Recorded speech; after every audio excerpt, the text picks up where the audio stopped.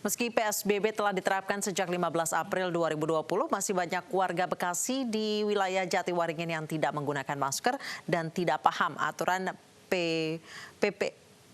PSBB saat berkendara.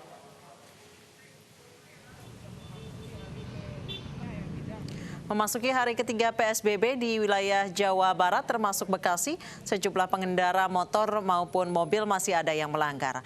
Pihak kepolisian dibantu TNI, Dinas Perhubungan, dan Satpol PP dan Dinas Kesehatan Pondok Gede mengecek mulai dari penggunaan masker hingga jumlah penumpang di kendaraan. Sejauh ini penindakan tidak diberikan surat tilang, melainkan catatan apabila warga kembali melanggar akan ada tindakan hukum. Dari 34 pos checkpoint di wilayah Bekasi Kota, 3 diantaranya ada di wilayah Pondok Gede, yaitu di Jatiwaringin, Molek, dan Jatiwarna.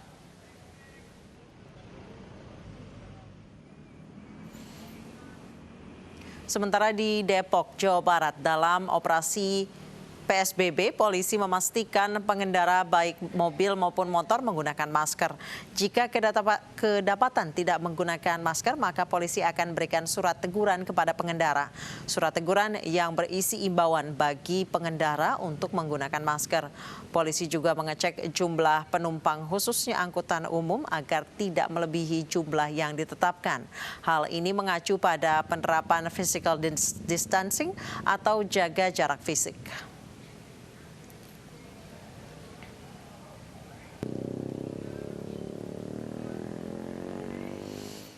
Pada hari ke-8 penerapan pembatasan sosial berskala besar di Jakarta, petugas gabungan dari TNI, Polri, dan Satpol PP menertibkan tempat usaha yang masih melanggar. Petugas menutup paksa tempat usaha yang tidak termasuk dalam bidang usaha yang diperbolehkan.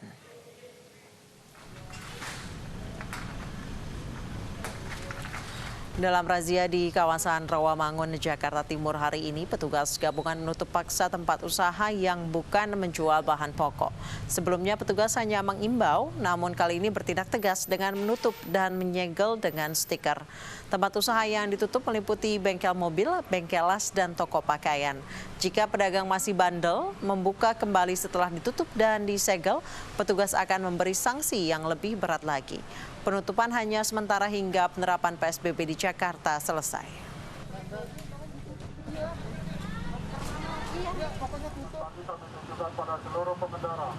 Sementara di checkpoint perbatasan wilayah DKI Jakarta dengan Tangerang dan di Jalan Dan Mogot, Kalideres, Jakarta Barat masih banyak pelanggar yang ditertibkan, walau jumlahnya menurun dari hari-hari sebelumnya. Pengendara roda 2 maupun roda 4 yang masih melanggar dengan tidak memakai masker dan sarung tangan mendapat surat teguran.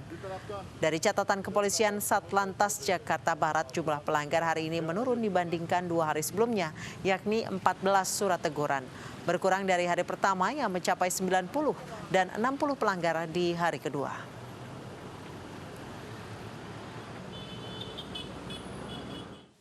Hari ketiga penerapan pembatasan sosial berskala besar di Jawa Barat, stasiun Kota Bekasi, Jawa Barat sepi penumpang. Sementara itu terkait rencana penghentian KRL komuter lain, pengamat transportasi mengusulkan alternatif transportasi bagi warga yang harus tetap bekerja. Di hari ketiga penerapan pembatasan sosial berskala besar, stasiun Kota Bekasi, Jawa Barat sepi. Hanya ada sejumlah warga yang masih menjalankan rutinitas di tengah pandemi corona. Jumlah penumpang pun menurun drastis dibandingkan sebelum PSBB diterapkan. Di samping itu, setiap sudut stasiun dan gerbong KRL dibersihkan secara rutin. Sementara itu, terkait rencana penghentian operasional KRL, pengamat transportasi Joko Setiowarno menyebut perlu ada alternatif moda transportasi lain bagi warga yang tetap harus bekerja. Tiga peraturan gubernur itu masih memungkinkan beroperasinya angkutan umum. Artinya memang kebutuhan itu ada. Namun tentunya harus dilihat juga bagaimana aktivitas yang ada di Jakarta ini. Apakah aktivitas yang ada ini adalah sudah sesuai dengan rekomendasi Gubernur DKI sebanyak 8 sektor itu. Lebih dari itu mestinya harus ditutup. Oleh sebab itu sebenarnya kata kuncinya adalah bagaimana mengendalikan kegiatan yang ada di Jakarta. Seandainya mau ditutup, tidak masalah, asalkan orang-orang yang bekerja di Jakarta dan itu memang dibutuhkan, diberikan alternatif angkutan umumnya atau angkutan jenis lainnya. Sejak penerapan PSBB di Jakarta dan Jawa Barat, jumlah penumpang KRL komuter lain menurun. Sebelum wabah corona, tercatat 1,1 juta orang menggunakan KRL setiap harinya. Kemudian, saat work from home atau bekerja dari rumah diberlakukan, jumlah penumpang menurun menjadi 733.140 orang per hari.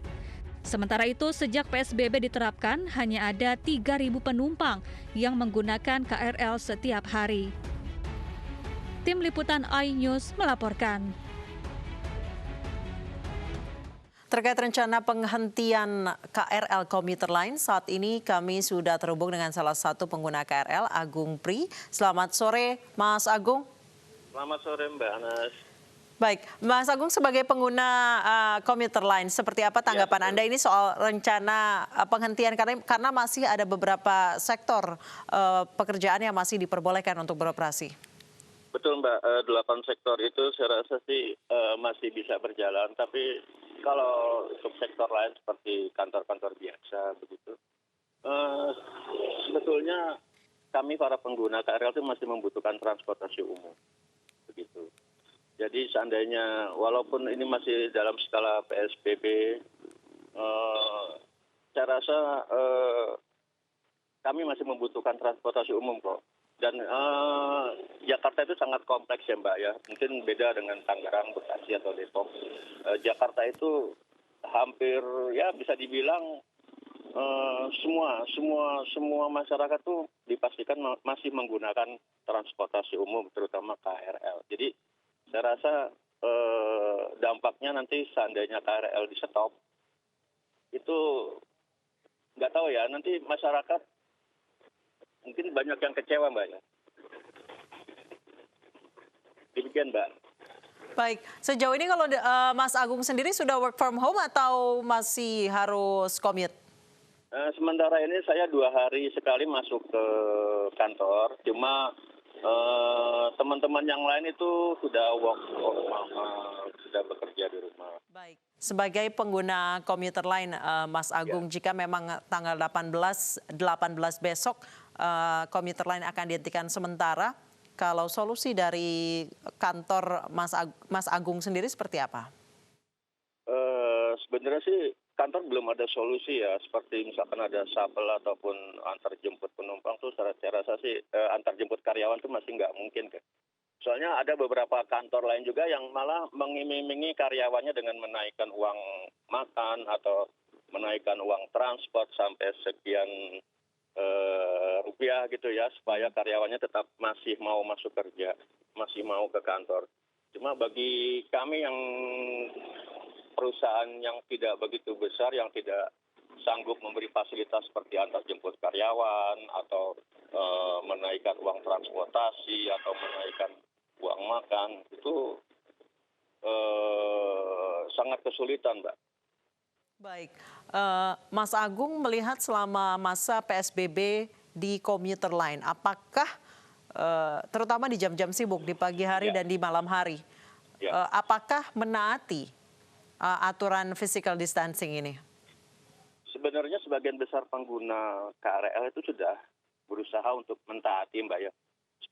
SOP di KCI, di beberapa karyawan KCI juga sudah menerapkan standar yang cukup tinggi. Cuma saya juga berasumsi bahwa PT KCI juga cukup kewalahan saya rasa untuk memantau penumpang-penumpang. Saya rasa Pemda harus turun tangan gitu Mbak, bantu PT KCI untuk memantau para penumpang di stasiun-stasiun. Baik, kalau misalnya dilihat dari misalnya perjalanan dari Bogor menuju Jakarta, Ya.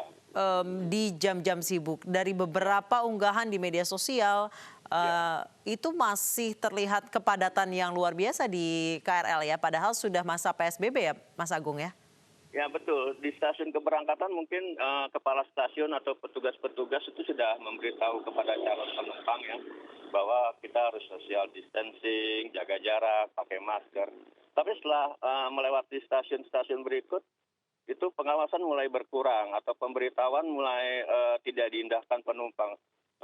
Seperti kita tahu kan kalau penumpang sudah masuk ke KRL itu udah saling berebut gitu ya. Tapi saya rasa kalau para penumpang bisa menjaga diri, terus menjaga jarak, itu bisa kemungkinan kita semua masih bisa aman kok.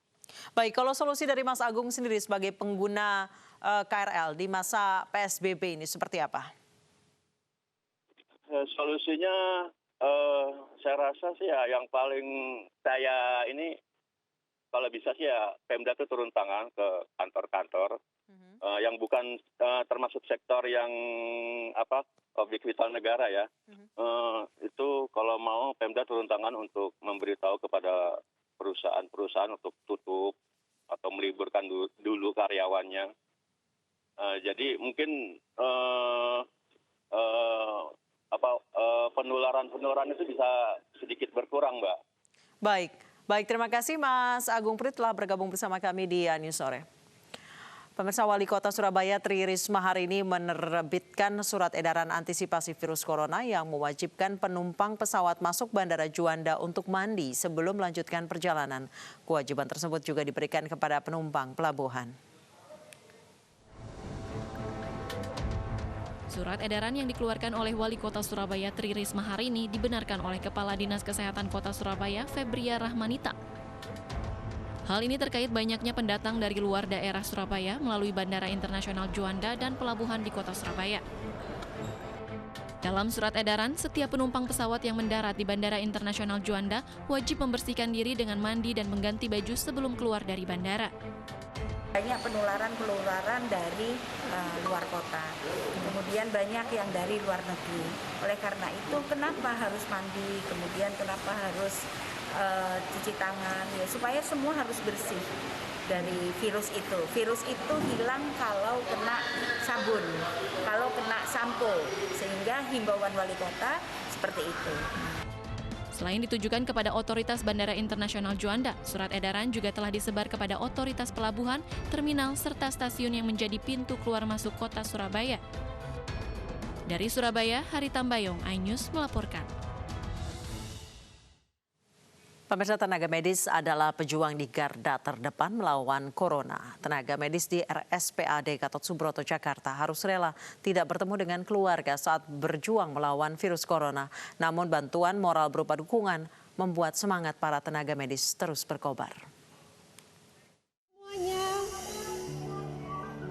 Ya Ibu, Kasat izin terima kasih Ibu atas perhatiannya kepada kami tim medis yang berdinas di ruangan isolasi tekanan negatif Ibu. Kami merasa diperhatikan dengan atasan, kami sangat berterima kasih. Saya yang terima kasih. Mbak semua mas-mas luar biasa. Iya Ibu.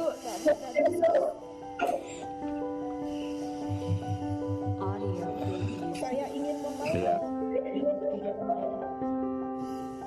Ini sangat membantu Ibu izin. Kebetulan anggota kami sudah hampir dari bulan Januari tidak ketemu dengan orang tua. Dengan ada perhatian dari Ibu, ini merupakan motivasi besar.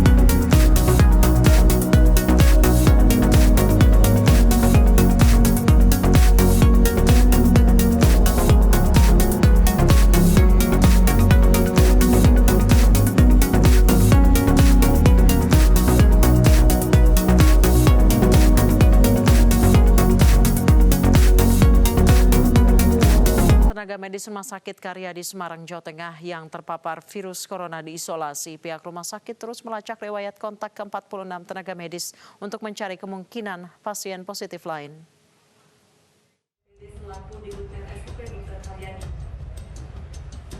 46 tenaga medis Rumah Sakit Karyadi Semarang, Jawa Tengah yang positif terinfeksi virus corona diisolasi. Mereka dirawat di sebuah hotel milik pemerintah Provinsi Jawa Tengah. Sementara itu, pihak rumah sakit terus melacak riwayat kontak ke-46 tenaga medis untuk mencari kemungkinan pasien positif lainnya.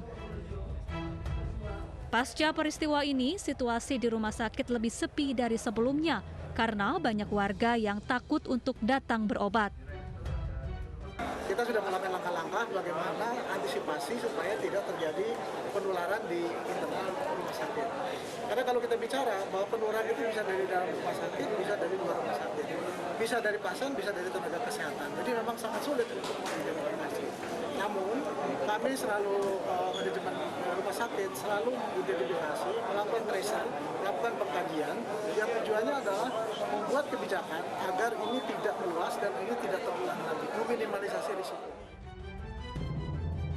Rumah Sakit Karyadi Semarang merupakan salah satu tempat rujukan perawatan dan isolasi pasien corona. Ke-46 tenaga medis ini tertular virus corona dari pasien yang tidak jujur menceritakan riwayat perjalanan sebelum menderita sejumlah gejala. Dari Semarang, Jawa Tengah, Kristadi, iNews melaporkan. Dan pemirsa, untuk mengetahui kisah perjuangan para tenaga medis saat ini menangani pasien corona, kita sudah terhubung dengan Nur Cahyo Sasongko, perawat Rumah Sakit Karyadi Semarang, dan Syarifah Aini, perawat RSUD Cibinong. Selamat sore, Mas dan Mbak. Selamat sore. Selamat sore, Bu. Baik. Saya ke Mbaknya terlebih dahulu, Mbak. Sudah berapa lama, Mbak,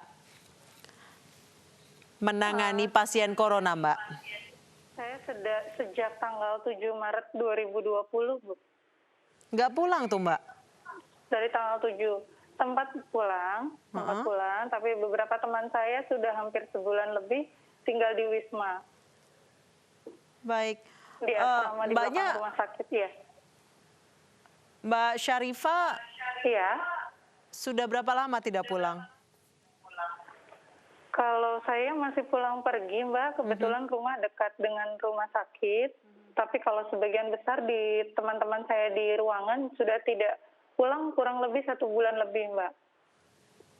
Baik, kalau Mas Nur Cahyo, Mas Nur sudah berapa lama bertugas merawat pasien COVID? Sejak dari Januari, awal pertama kali masuk ke Jawa Tengah, ya. Sejak berapa, Mas? Mohon maaf.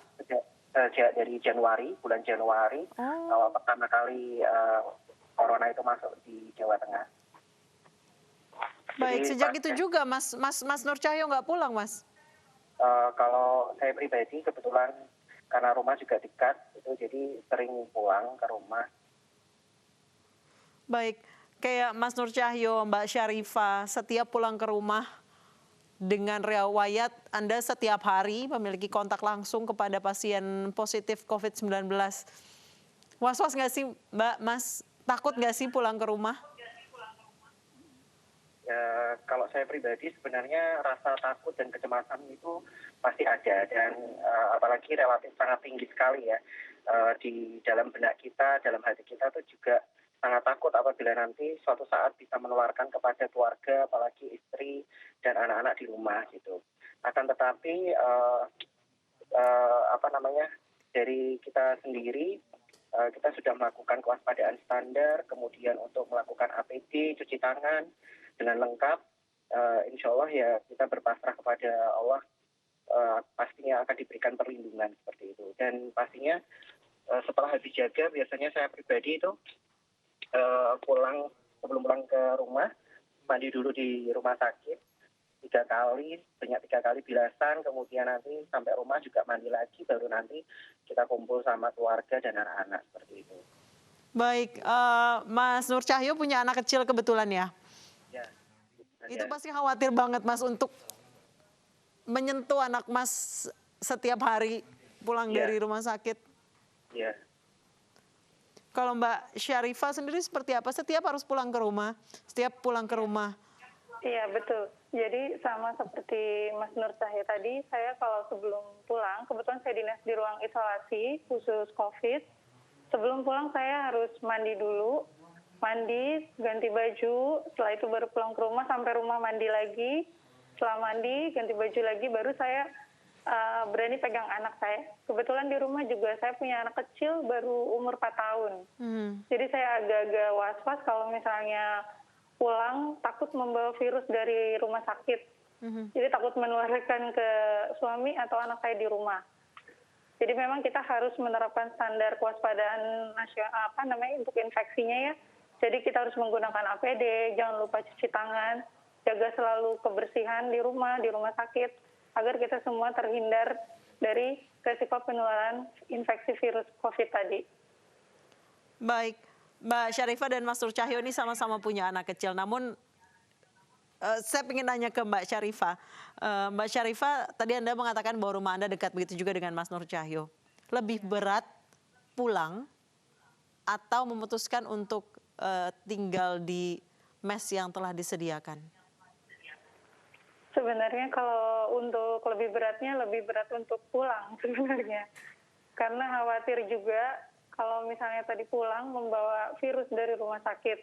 Tapi saya berusaha menjaga diri karena di rumah kan anak hanya sama suami. Kalau misal saya tidak pulang, saya khawatir anak saya nanti di rumah tidak terurus gitu. Baik, jadi saya lebih memilih pulang. Setiap Mbak Syarifah mau pulang ke rumah, membayangkan yang apa pikiran paling mengerikan yang pernah Mbak Syarifah bayangkan? Yang paling mengerikan itu saya ya tadi membawa virus dari rumah sakit, khawatir saya juga tertular, terus nanti saya di rumah takut menularkan kepada anak saya sendiri. Kebetulan anak saya kan masih kecil, masih umur 4 tahun. Jadi sesampainya di rumah pun saya masih jaga jarak sama anak saya, jadi tidak seperti biasanya.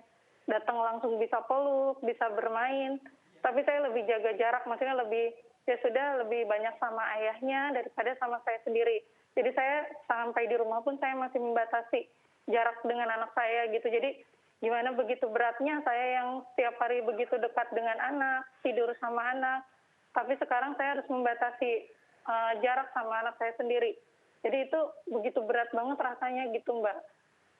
Tidak bisa bercengkrama seperti biasanya, tidak bisa memberikan kasih sayang sebagai seorang ibu sama anaknya, tapi saya lebih membatasi diri saya demi keamanan keluarga saya sendiri.